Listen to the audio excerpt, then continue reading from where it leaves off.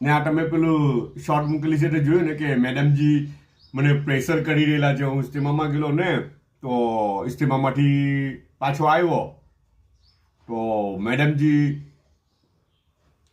જરાક મારો પર હવે સમજી જાવ નહીં યાર, એમ કે તમે ટાંડી હિદ્દા જમાતમાં કેમ નહીં ગયા 40 દિવસ માટે, ઘેરે પાછા કેમ આવ્યા? સમજ પડી ને?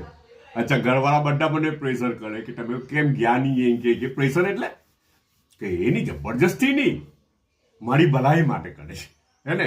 મારી બધાને ખેરખવાઈ છે, મારી મોહબ્બત છે લોકોના દિલના અંદર, એ લોકો બહુ ચાહે, એટલે મારી ભલાઈ માટે કે તમારી ભલાઈ એમાં છે કે તમારી પાસે જે અક્કલ છે, હોશિયારી છે, સલાહિયત છે, તે ઇન્સાનિયતની ખેરખવાહી માટે ને ખુશહાલી માટે લાગે, હે ને જી?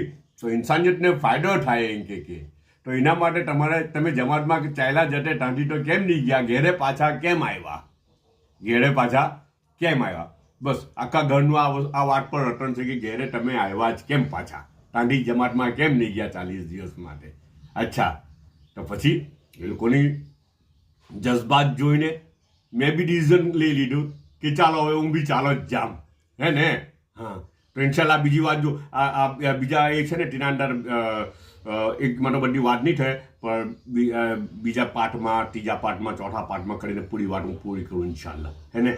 બધા જોડાયેલા રહેજો ઇન્શાલ્લાહ.